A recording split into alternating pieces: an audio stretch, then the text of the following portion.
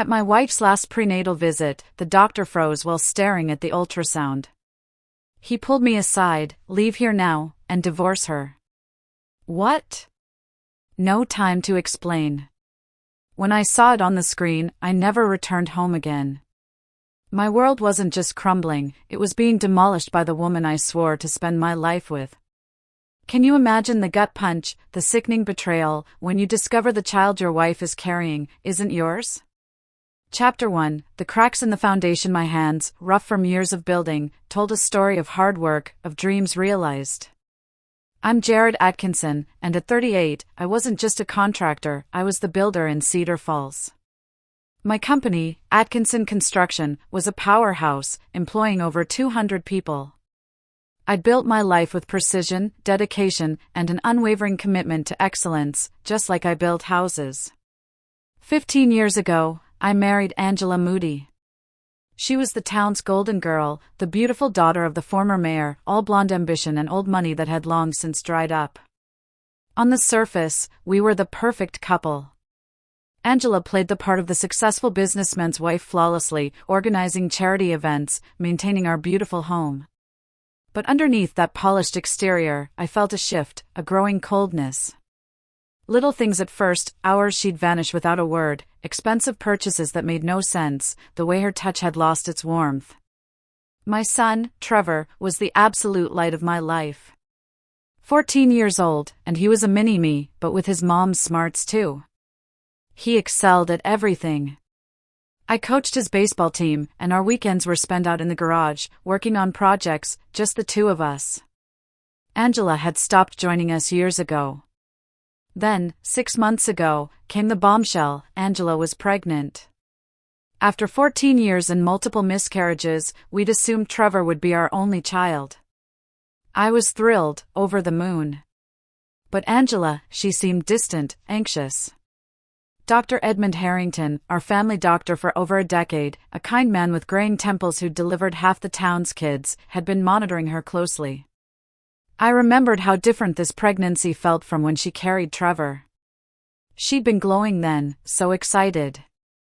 This time, she just seemed burdened, staring off into space with a worried expression she'd dismiss as hormonal anxiety. Even my best friend and business partner, Chuck Lake, started noticing things.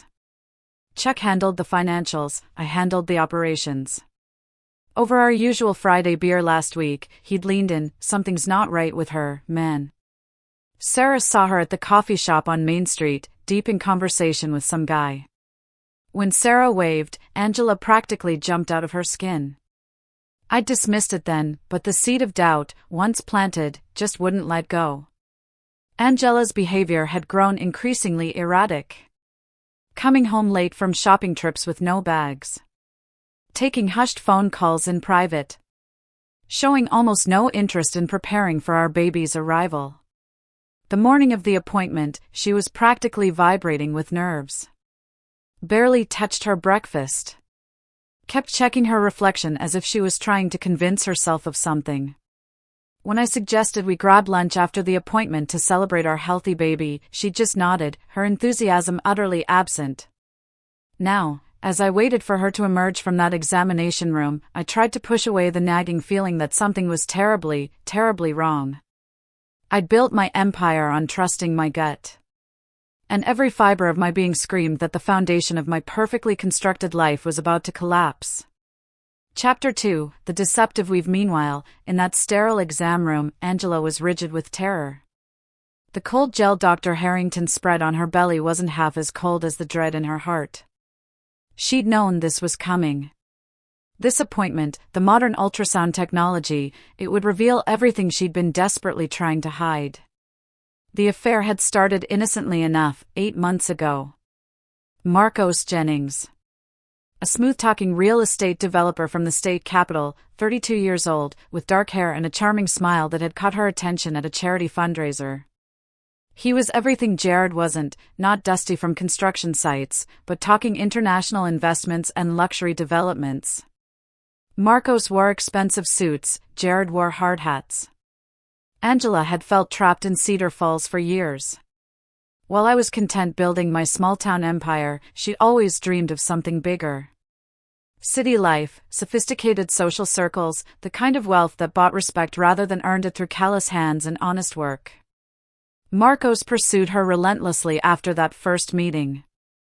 Expensive flowers arrived at the house when I was at work. Text messages filled with poetry and promises of a life beyond the confines of small-town America. He'd rented a luxury suite at the Grand View Hotel, 40 minutes outside town, where they'd meet twice a week for passionate encounters that made Angela feel alive in ways she'd forgotten. The pregnancy? A cruel accident. A moment of carelessness when passion overrode common sense. By the time Angela realized what had happened, it was too late for the quiet solution she'd initially considered. The timeline was wrong. Dangerously wrong. She'd been with Marcos 3 weeks before the last time she'd been intimate with me. Dr. Harrington moved the ultrasound wand across her belly, his expression becoming increasingly troubled as he studied the monitor. Angela couldn't see the screen from her position, but she watched his face carefully, noting the way his eyebrows furrowed and his lips pressed into a thin line. "Is everything all right?" she asked, trying to keep her voice steady. The doctor didn't answer immediately. He was calculating dates in his head, cross-referencing the baby's development with the conception timeline Angela had provided months ago. The measurements were off, significantly off. This baby was conceived at least 3 weeks earlier than Angela had claimed. In his 40 years of practice, Dr. Harrington had seen this situation before. The awkward silences, the nervous wives, the trusting husbands sitting in waiting rooms with excited smiles. But he'd never had to deal with a case involving people he'd known for decades. People whose lives would be shattered by what the ultrasound revealed. Out in the waiting room, I was still just Jared. Scrolling emails from job sites.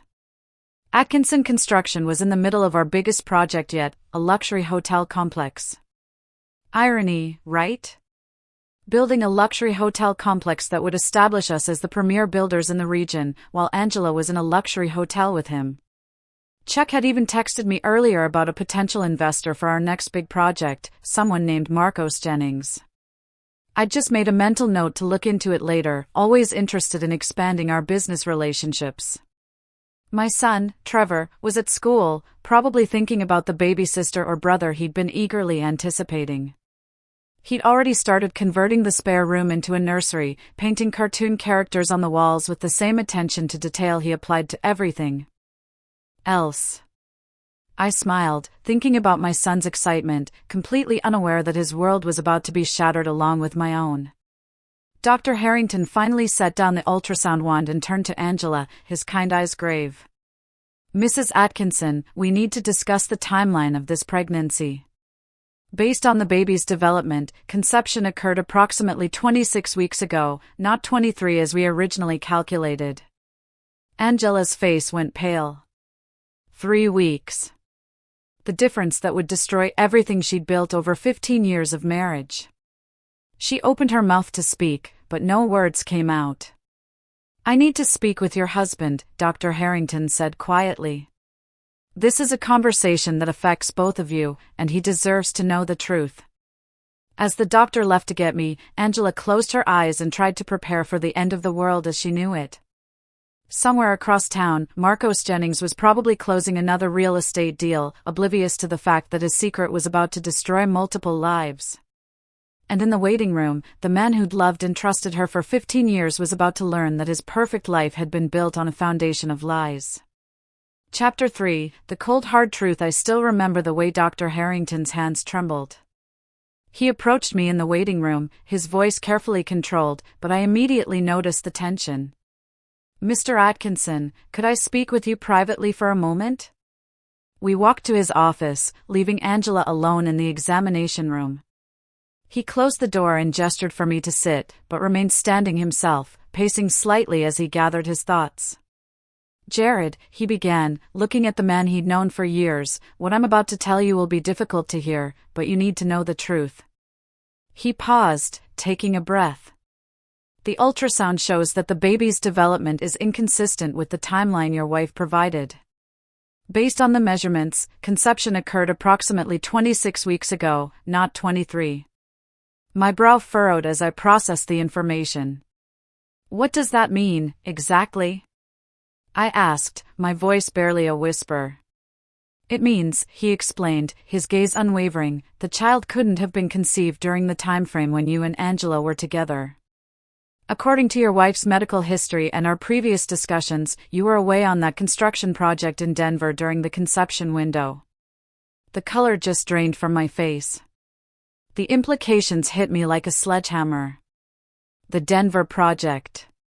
I'd been there for 3 weeks in January. The biggest contract Atkinson Construction had ever landed. I'd called Angela every night, missing her terribly, looking forward to coming home to celebrate our success. Now. Are you absolutely certain? My voice was barely above a whisper. Dr. Harrington nodded gravely. I've triple-checked the measurements, Jared. There's no doubt about the timing. I stood up slowly, my mind racing through the past 6 months. Angela's strange behavior, the secret phone calls, the distance between us. It all slammed into place with sickening clarity. It all made perfect sense now. I thought about Trevor, probably sitting in algebra class right now, excited about becoming a big brother to a child that wasn't even his sibling. What do I do now? I asked, more to myself than to the doctor. That's not for me to say, Dr. Harrington replied. But Jared, you're a good man. You deserve better than this. Whatever you decide to do, you need to protect yourself and Trevor. As we walked back toward the examination room, his advice echoed in my ears. Leave this hospital now and file for divorce. The words had come out before he could stop them, spoken from the heart of a man who'd watched too many good people suffer from betrayal. But Jared Atkinson was not a man who made rash decisions. As we approached the door, I was already calculating, planning. Angela was still lying on the examination table, staring at the ceiling with tears in her eyes. She knew. She'd known all along. Show me, I said to Dr. Harrington. Show me the ultrasound. He hesitated, but turned the monitor toward me. There on the screen was undeniable proof. Development measurements that corresponded to a conception date that made Angela's betrayal crystal clear. The baby was healthy and growing normally, but it wasn't his. Angela finally looked at me, her eyes filled with tears and desperation. Jared, I can explain. No, I said quietly, my voice carrying a coldness she'd never heard before. You can't. I studied the ultrasound for another moment, memorizing every detail. Then I looked at my wife, the woman I'd loved and trusted for 15 years. The mother of my son. The person who had just destroyed everything I believed about my life. We're going home, I said, my voice eerily calm. We're going to have a conversation, and then you're going to tell me exactly who he is. Angela's face went white. Jared, please. Dr. Harrington, I interrupted, turning to the older man, thank you for telling me the truth. Send me copies of everything, the ultrasound, the measurements, the timeline, everything. As we left the hospital, Angela tried repeatedly to speak, but I remained silent. My mind was no longer focused on the betrayal itself. I'd already processed and accepted that reality. Instead, I was thinking about the future, about Trevor's stability, about my business, about the fact that somewhere in Cedar Falls, a man was walking around thinking he'd gotten away with destroying the Atkinson family. Jared Atkinson had built an empire through careful planning and methodical execution. I learned early in life that the key to success wasn't just working hard, it was working smart. As we drove home in silence, Angela crying softly in the passenger seat, I was already formulating a plan that would ensure justice was served in ways the legal system never could. The man who'd spent 15 years building a life was about to spend however long it took tearing down the lives of those who betrayed him. And unlike his construction projects, this demolition would be personal, permanent, and absolutely devastating. Chapter 4, The Hunter's Patience. That evening, I sat in my home office, a room lined with awards and photographs documenting 15 years of business success and family memories that now felt like elaborate lies. Angela had retreated to our bedroom, claiming a headache. Trevor worked on homework in his room, blissfully unaware that his world had shifted off its axis. I opened my laptop and began what I did best, methodical research and planning. My first search was for Marcos Jennings. It didn't take long to find information about Cedar Falls' newest predator. Jennings Development Group had a sleek website showcasing luxury properties across the state, with Marcos featured prominently as the charismatic CEO who brings dreams to life through visionary real estate development. The man was handsome in a polished way that I found immediately repulsive. All white teeth and expensive suits. The kind of person who'd never worked an honest day in his life.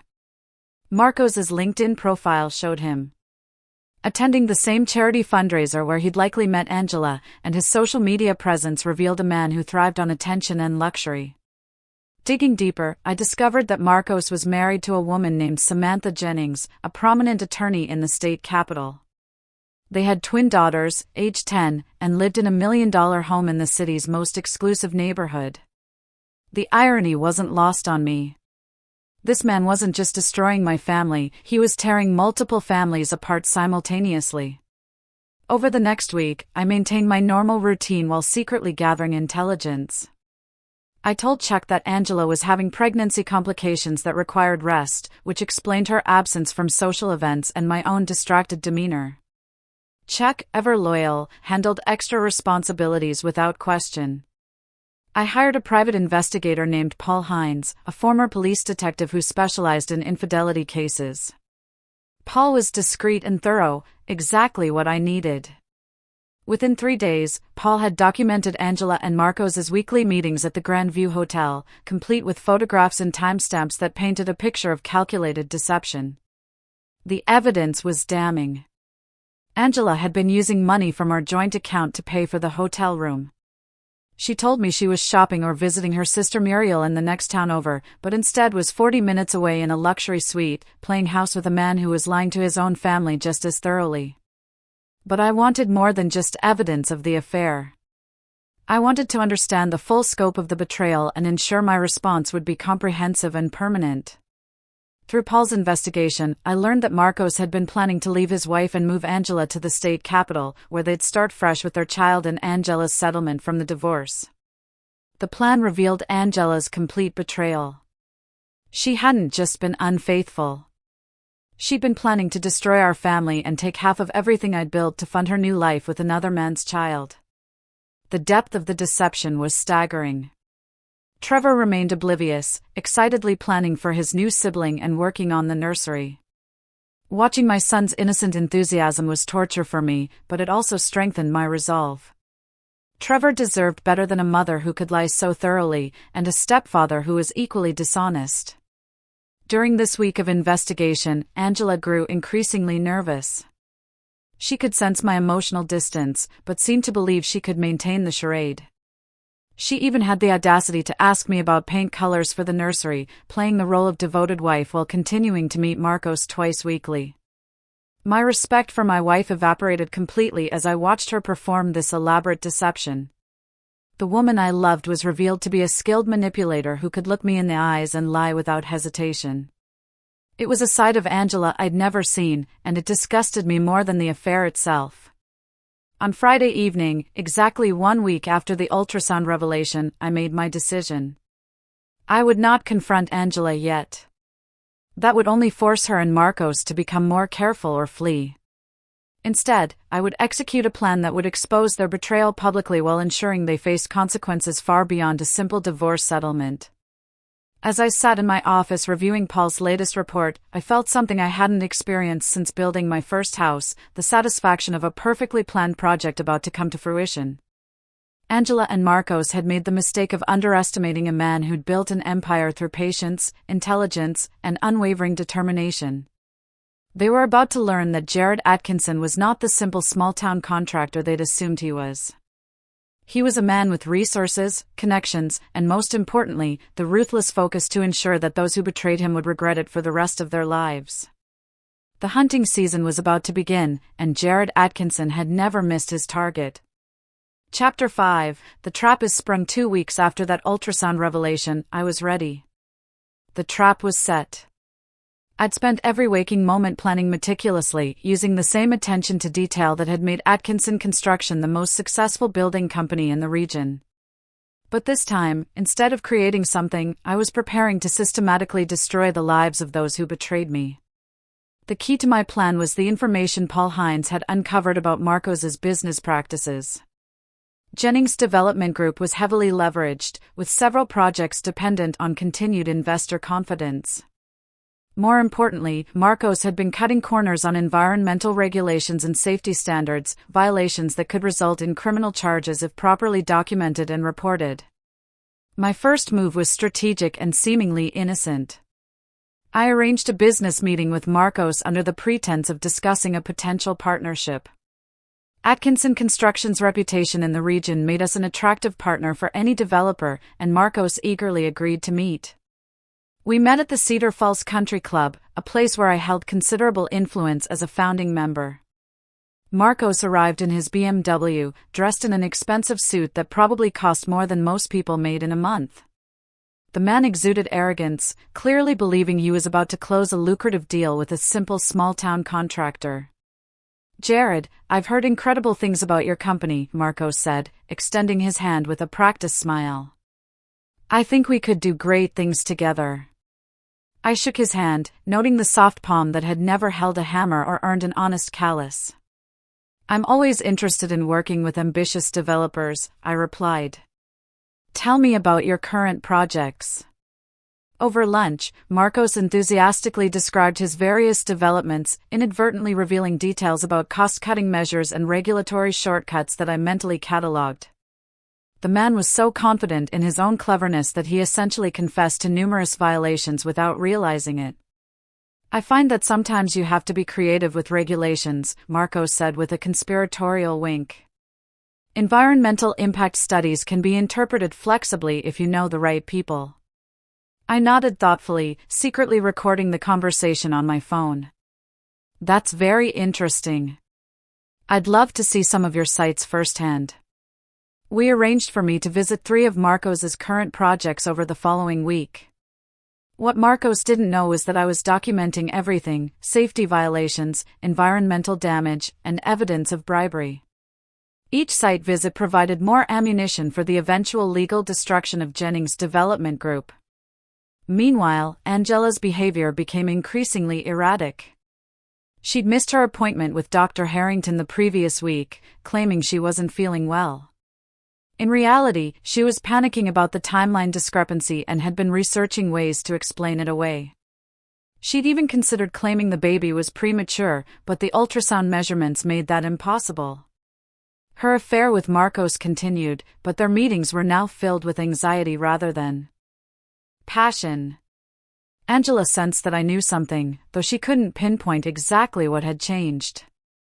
Marcos dismissed her concerns, confident that his charm and her husband's trusting nature would protect them. During this time, I also began securing my assets. Working with my attorney, Jeffrey Dunn, I restructured Atkinson Construction to protect the company from any potential divorce settlement. Jeffrey was an old friend who'd helped me build my business empire, and he asked no questions when I requested aggressive asset protection strategies. "Jared, if you're concerned about liability issues, we can create a more complex corporate structure," Jeffrey suggested during one of our meetings. "Do it," I replied. "I want everything protected. The house, the business, Trevor's college fund. Everything." Trevor remained a bright spot in my increasingly dark world. The boy continued working on the nursery, painting cartoon characters with the same precision his father applied to construction projects. Watching my son's innocent excitement was both heartbreaking and motivating for me. Trevor deserved protection from the chaos that was about to erupt. On Thursday evening, Paul Hines delivered the final piece of evidence I needed. Through careful surveillance and strategic information gathering, Paul had discovered that Marcos was planning to leave his wife Samantha within the next month. The plan was for Angela to file for divorce immediately after, claiming irreconcilable differences, and then move to the state capital with the baby once it was born. "They've got it all figured out," Paul reported. "Marcos has already put a deposit on a penthouse apartment downtown. Angela's been researching divorce attorneys who specialize in high-asset cases. They think they're going to walk away with half of everything you built. I smiled coldly as I reviewed the surveillance photos showing Angela and Marcos at the Grand View Hotel earlier that week. They're about to learn that some plans don't survive contact with reality. That night, as Angela slept beside me, completely unaware, I finalized my strategy. I would reveal my knowledge of the affair in a way that would maximize damage to both betrayers while protecting myself and Trevor. The timing would be crucial. I needed to coordinate multiple moving parts to ensure neither Angela nor Marcos could escape the consequences of their actions. Phase 1 had been intelligence gathering. Phase 2 had been evidence collection and asset protection. Phase 3, which would begin the following Monday, was total war, and Jared Atkinson had never lost a war he'd chosen to fight. Chapter 6, The Reckoning. Monday morning arrived with unseasonable warmth for October, as if the universe itself was conspiring to make this the perfect day for destruction. I woke before dawn, as I had every morning for the past 3 weeks. But today felt different. Today, the planning phase ended and the execution phase began. At 7 a.m., the first domino fell. I contacted the State Environmental Protection Agency and reported the violations I'd documented at Marcos's construction sites. The evidence was comprehensive: photographs, recorded conversations, and documentation of illegal dumping and safety violations that put both workers and the public at risk. My second call was to the Internal Revenue Service. Marcos had been bragging about tax strategies that crossed the line into fraud, and I had carefully documented every detail. The IRS took such reports seriously, especially when accompanied by substantial evidence. My third call was to Samantha Jennings, Marcos's unsuspecting wife. I had debated this decision, but ultimately decided she deserved to know the truth about her husband's double life. Mrs. Jennings, my name is Jared Atkinson. I have information about your husband that you need to know. Could we meet for coffee this morning? Samantha's voice was cautious but curious. I'm not sure what this is about, Mr. Atkinson. I didn't mince words. Your husband is having an affair with my wife, and they're planning to leave their families.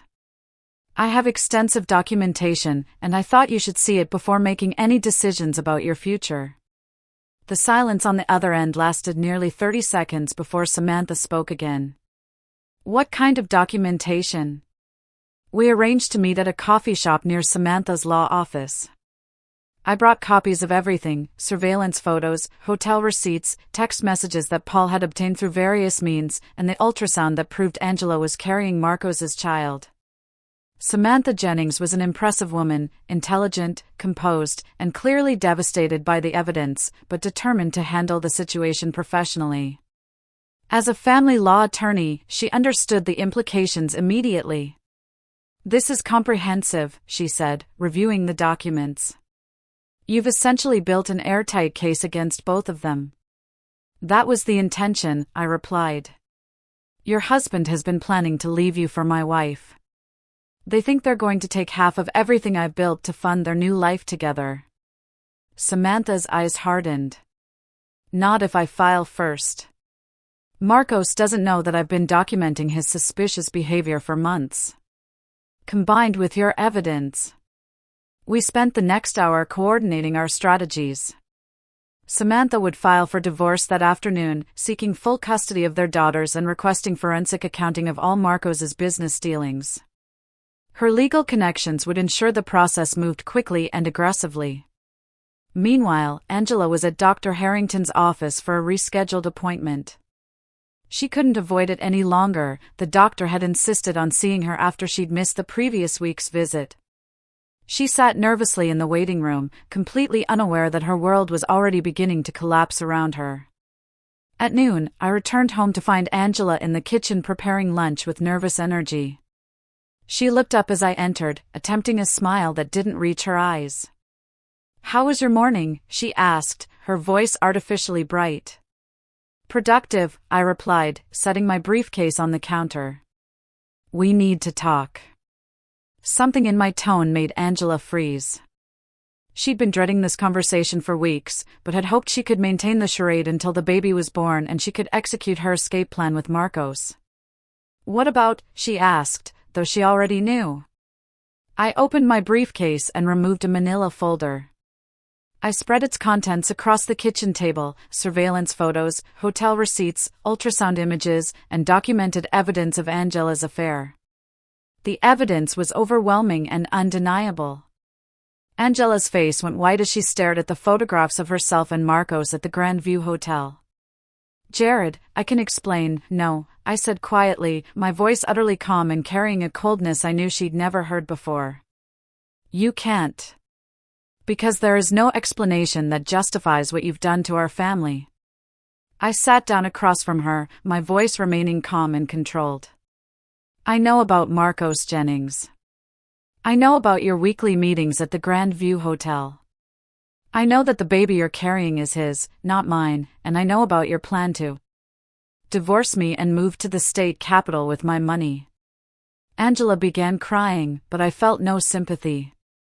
The woman sitting across from me was a stranger who'd systematically destroyed 15 years of marriage and trust. "I also know," I continued, "that you've been planning this for months. The hotel receipts go back to January, when I was in Denver closing the biggest deal of my career. While I was working 18-hour days to secure our future, you were planning to destroy it." "Jared, please," Angela sobbed. "It's not what you think." "It's exactly what I think," I replied. "But here's what you don't know. As of this morning, Marcos Jennings is facing federal environmental violation charges, IRS fraud investigations, and a divorce filing from his wife, who now has all the evidence of his affair. His business will be destroyed, his assets frozen, and his reputation ruined." Angela's crying stopped as the implications hit her. "What did you do?" she whispered.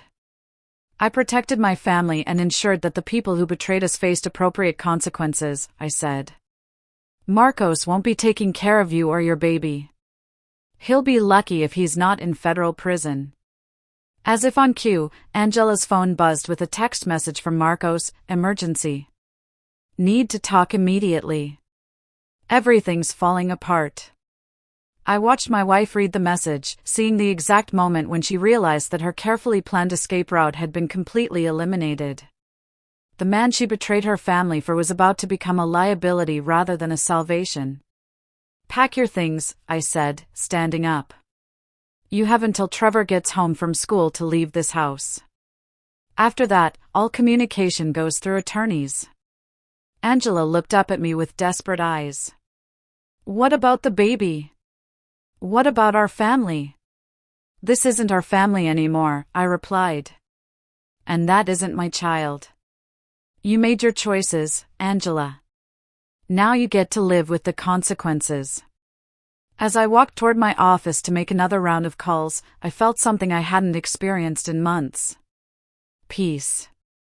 The planning was over. The truth was revealed, and justice was being served. Phase 3 had begun, and it was proceeding exactly as designed.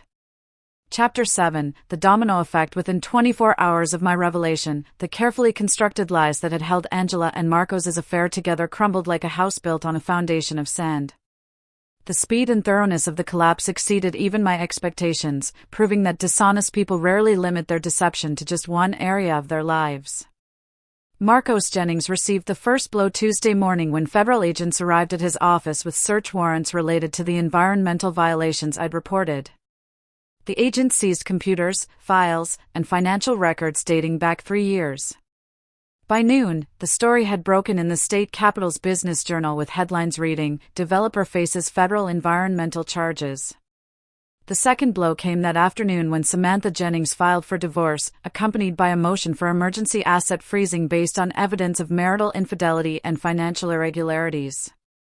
Her filing included my surveillance evidence and additional documentation she gathered independently, painting a picture of a man who'd systematically deceived both his family and his business partners.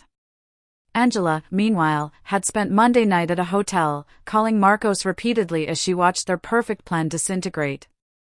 When she finally reached him Tuesday evening, the man who'd promised her a life of luxury and sophistication was barely holding himself together. Everything's ruined, Marcos said, his voice lacking its usual confidence. The Feds seized everything. Samantha's frozen all our accounts. My investors are backing out. I don't know how this happened so fast. Jared happened, Angela replied bitterly. He knew everything. He's been planning this for weeks. What do you mean he knew everything?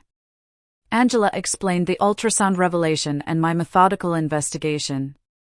As she spoke, Marcos realized the scope of the trap that had been set for them. The simple contractor he'd dismissed as an easy mark had orchestrated their destruction with a precision that would have impressed a military strategist. We need to figure this out, Marcos said, but his voice lacked conviction. Maybe we can. There is no we anymore, Angela interrupted. You're about to lose everything, and I'm pregnant with your child. How exactly are you going to take care of us now? The conversation ended with Marcos hanging up, leaving Angela alone in a hotel room, surrounded by the wreckage of her choices. The man she betrayed her family for had revealed himself to be exactly what I had always been, but in reverse. Where Jared was reliable, Marcos was weak. Where Jared was principled, Marcos was selfish. Where Jared fought for his family, Marcos abandoned his responsibilities at the first sign of trouble. Wednesday brought more devastating news for both betrayers. The IRS announced a full audit of Jennings Development Group, with potential criminal charges pending. 3 major investors pulled out of Marcos's projects, citing reputational concerns. His business lawyer informed him that the company would likely be forced into bankruptcy within 60 days. For Angela, the reality of her situation became increasingly clear. Her sister Muriel refused to let her stay at her house, disgusted by Angela's betrayal of me and Trevor. Her parents, the once proud Moody family, were mortified by the scandal and offered only cold disapproval rather than support. Chuck Lake, meanwhile, proved his loyalty to me by ensuring that word of Angela's affair spread through Cedar Falls' tight-knit business community with surgical precision. By Wednesday evening, everyone who mattered knew exactly what had happened and where the blame lay. Public opinion was overwhelmingly supportive of me and contemptuous of Angela's betrayal. Trevor handled the news with the same maturity he applied to everything else. Though I could see the pain in my son's eyes. Is Mom ever coming home? The boy asked Wednesday night as we worked on a new project in the garage, building a bookshelf for Trevor's room to replace the nursery decorations he'd removed himself. No, I replied honestly. But we're going to be fine. We've always been a good team, and that's not going to change. I'm sorry about the baby, Trevor said quietly. I was really excited about being a big brother. I put down my tools and looked at my son. The one part of my marriage that had been genuine and valuable. You're going to be a great big brother someday, when the time is right. This isn't about you, Trevor. You did nothing wrong. Thursday brought the final domino in my carefully orchestrated campaign. Paul Hines delivered evidence that Marcos had been embezzling from his own company to fund his affair with Angela. The expensive hotel suite, the gifts, even Angela's shopping sprees had been paid for with money stolen from investors and business partners. The embezzlement evidence was the final nail in Marcos's professional coffin. Within hours of its delivery to federal investigators, warrants were issued for his arrest. He was picked up Thursday evening at his office, led away in handcuffs as local news cameras captured every moment of his humiliation. Angela watched the arrest on the local news from her hotel room, her hand resting on her growing belly as she realized the full scope of what her choices had caused. The man she betrayed her family for wasn't just unfaithful and weak. He was a criminal who'd used her as an unwitting accomplice in his schemes. Friday evening, exactly 1 week after I had confronted Angela with the evidence of her betrayal, I sat in my office reviewing the results of my campaign. Marcos Jennings was in federal custody, facing charges that would likely result in a decade in prison. His business was bankrupt, his assets seized, and his reputation destroyed beyond repair. Angela was alone, pregnant, and facing a divorce settlement that would leave her with minimal assets thanks to the prenuptial agreement she'd forgotten about, and the adultery clause that voided most of her financial protections. Her family had disowned her, her friends had abandoned her, and the man she betrayed her family for was headed to prison. As I closed the files on my desk, I felt the satisfaction of a job completed successfully. The planning had been meticulous, the execution flawless, and the results comprehensive. The people who had betrayed me were facing consequences proportionate to their actions, while I and Trevor were free to rebuild our lives on a foundation of truth rather than lies. Phase 3 was complete. It was time to begin Phase 4, building something better from the ashes of what had been destroyed. Chapter 8, the new foundation. 3 months had passed since the ultrasound revelation that changed everything, and Cedar Falls had settled into a new normal that reflected the consequences of choices made and justice served. Winter had arrived early, blanketing the town in snow that seemed to cleanse the air of the scandal that had dominated local conversations through the fall. Marcos Jennings was serving a 7-year federal sentence for embezzlement and environmental crimes. The prosecution had been swift and merciless, with the evidence I provided forming the backbone of the case that left no room for plea bargaining. The man who had once strutted around in expensive suits now wore prison orange and had aged 10 years in 3 months. His twin daughters lived with their mother, who had successfully claimed most of his remaining assets and moved them to a different state to escape the scandal. Angela had given birth to a daughter in December, a beautiful baby girl she named Cora. The birth had been difficult, both physically and emotionally, as she faced motherhood alone in a small apartment across town, supported only by welfare and the minimal alimony the court had awarded, given her adultery. The once proud mayor's daughter now worked part-time at a grocery store, struggling to make ends meet while caring for an infant whose father would be in prison until she was school-aged. The irony wasn't lost on anyone in Cedar Falls. Angela, who dreamed of escaping to a life of luxury and sophistication, had instead found herself trapped in the kind of poverty she'd always looked down upon. Her family had slowly begun speaking to her again, but the relationships remained strained and conditional. The Moody name, once prestigious in Cedar Falls, was now associated with scandal and poor judgment. I, meanwhile, had thrived in ways that surprised even me. The divorce had been finalized in January, with Angela receiving far less than she expected thanks to the prenuptial agreement and the evidence of her infidelity. Atkinson Construction had landed 2 major contracts in the aftermath of the scandal, as clients appreciated my integrity and the way I'd handled my personal crisis with dignity. Trevor had adjusted to our new life with remarkable resilience. The boy had initially struggled with anger toward his mother, but I had worked carefully to help my son process the betrayal without letting it poison his view of all relationships. We'd grown even closer, spending evenings working on projects and weekends exploring hiking trails around Cedar Falls. "Dad," Trevor said one Saturday morning as we worked on rebuilding the deck behind our house, "do you think you'll ever get married again?" I paused my hammering and considered the question. At 40, I felt older and wiser, but not bitter. The betrayal had taught me the value of careful judgment, but it hadn't destroyed my capacity for trust. It had simply made me more selective about who earned it. "Maybe someday," I replied honestly. "But not until you and I have finished building our new life together. We're a pretty good team as we are." Chuck Lake had become an even closer friend through the crisis, his loyalty during the darkest period cementing a bond that went beyond business partnership. His wife Sarah had taken on something of a protective role toward Trevor, ensuring the boy felt supported by our broader community, even as his nuclear family had been shattered. The reconstruction of my personal life paralleled my approach to construction projects, methodical, patient, and built to last. I joined the school board, becoming an advocate for programs that supported children from broken homes. I'd started a scholarship fund in Trevor's name, helping local students afford trade school or college. Dr. Harrington had retired in December, selling his practice to a younger physician, but remaining in Cedar Falls. He occasionally joined me for coffee, and our conversations often touched on the ethical challenges of truth-telling and the unexpected ways that honesty could lead to justice. "You did the right thing," the old doctor had said during one of our conversations. "It took courage to tell you the truth, but it would have been worse for everyone if I'd stayed silent." "Including Angela," I had replied. Living a lie was destroying her, even if she couldn't see it. The truth gave her a chance to face reality and maybe become a better person. By spring, Angela had indeed begun showing signs of personal growth, though it came at a tremendous cost.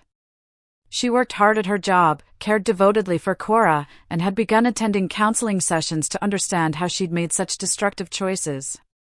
She occasionally saw me around town. Cedar Falls was too small to avoid each other completely, but our interactions were brief and polite. The anger had faded, replaced by something closer to pity on my part and regret on hers. We'd both moved beyond the hatred and hurt to a place where we could coexist peacefully while living entirely separate lives.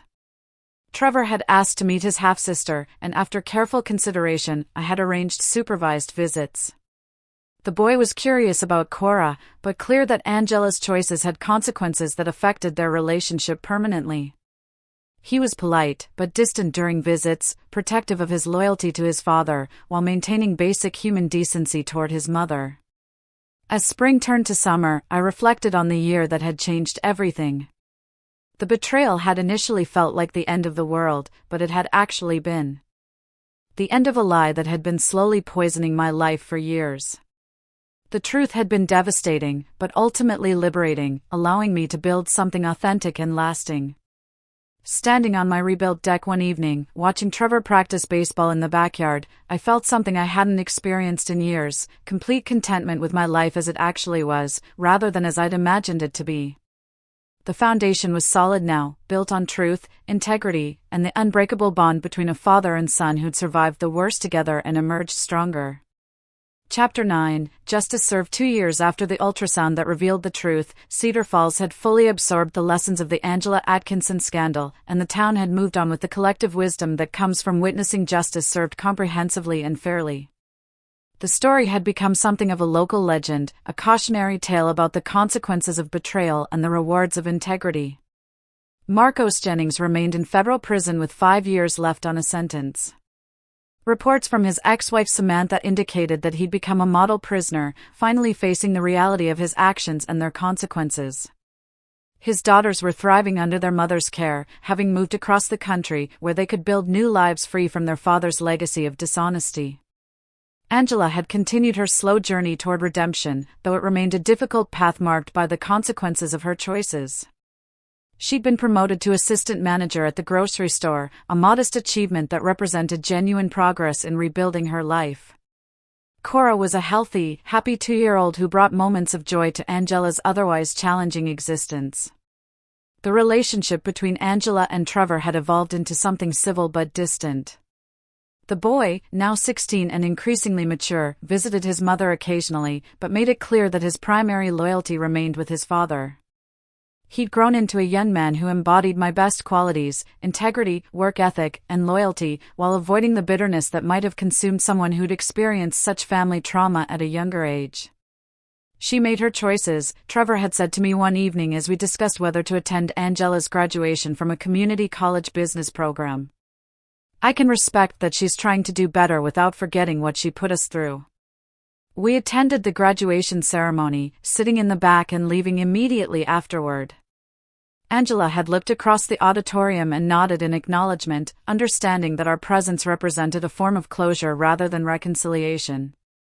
She was grateful for our witness to her small achievement, even knowing that the damage to our relationship could never be fully repaired. I had found love again, though I'd approached it with the careful deliberation that now characterized all my major decisions. Pearl Downing was a widow who'd moved to Cedar Falls to be closer to her adult children. She was kind, intelligent, and shared my values of honesty and hard work. Our relationship had developed slowly over 18 months, with both of us understanding the importance of building something genuine rather than rushing into commitment. Trevor approved of Pearl, appreciating her respect for his relationship with his father, and her understanding that she wasn't trying to replace his mother, but rather to add something positive to our lives. The three of us had formed a comfortable family unit that honored the past while building toward the future. Atkinson Construction had grown dramatically, expanding into 3 states and employing over 400 people. The company's reputation for integrity had become its greatest asset, with clients specifically seeking us out because of my character. The scandal that could have destroyed me had instead become proof of my principles and judgment. Chuck Lake had become a full partner in the business, our friendship deepened by the trials we'd weathered together. Chuck's wife Sarah had developed a close relationship with Pearl, creating a social circle that supported both couples while respecting their individual needs and boundaries.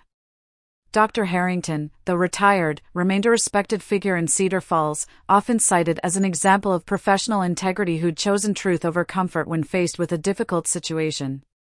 His courage in revealing Angela's deception had prevented years of additional deception and allowed everyone involved to face reality and make better choices. Paul Hines, the private investigator who'd helped me gather evidence, had become something of a local celebrity, with other betrayed spouses seeking his services based on his thorough and professional work on the Atkinson case. He developed a reputation for discretion and competence that made him the go-to investigator for sensitive family matters throughout the region. On a warm Saturday evening in June, exactly 3 years after the ultrasound revelation, I stood on my deck, the same deck I'd rebuilt during the darkest period of my life, surrounded by the people who'd proven their loyalty and worth. Chuck and Sarah were there with their children. Pearl was helping Trevor prepare for his senior year of high school. Jeffrey Dunn, my attorney, had stopped by with his family for the barbecue that had become an annual celebration of survival and renewal. As I watched this gathering of genuine relationships built on truth and mutual respect, I reflected on the journey that had brought me to this moment. The betrayal that had nearly destroyed me had ultimately saved me from a life built on lies. The pain that had seemed unbearable had led to growth and wisdom I wouldn't have gained any other way. Any regrets? Pearl asked, joining me at the deck railing as the sun set over Cedar Falls. I considered the question seriously, as I did all questions about the past 3 years. About trusting too much initially? No. About how I handled the truth when I learned it? No. About the consequences that followed? No. I looked across the yard where Trevor was showing Chuck's youngest son how to properly swing a baseball bat, the same patient instruction I had received from my own father decades ago. The cycle of positive influence continued, unbroken by the betrayal that had threatened to poison everything good in my life. The only regret I have, I continued, is that it took a crisis to show me the difference between the life I thought I wanted and the life I actually needed. But even that wasn't really a mistake. It was an education. As the evening wound down and our friends departed, I felt the deep satisfaction that comes from surviving the worst and building something better from the wreckage. Angela and Marcos had paid the full price for their betrayal, not through revenge, but through the natural consequences of their choices and the justice that follows when truth replaces lies. The foundation was solid now, built on bedrock rather than sand. Whatever the future held, I knew I was ready for it, surrounded by people whose love was genuine and whose loyalty had been tested and proven. Justice had been served, not through hatred or bitterness, but through the simple act of refusing to live a lie and insisting that actions have consequences. In Cedar Falls, the story of Jared Atkinson had become more than local legend. It was proof that integrity, patience, and careful judgment could triumph over deception, betrayal, and selfishness. The man who'd lost everything had gained something more valuable, a life built on truth, surrounded by people worthy of trust, and anchored by the unshakable knowledge that he'd faced the worst and emerged victorious. The ultrasound that had revealed the lie had ultimately delivered the truth that set everyone free. And in the end, that truth had been worth every moment of pain it had caused to uncover. This whole journey taught me so much about what truly matters. What about you? Have you ever faced a moment where everything you thought was true turned out to be a lie? How did you pick up the pieces, and what did you build next? Let me know in the comments below. I really want to hear your stories.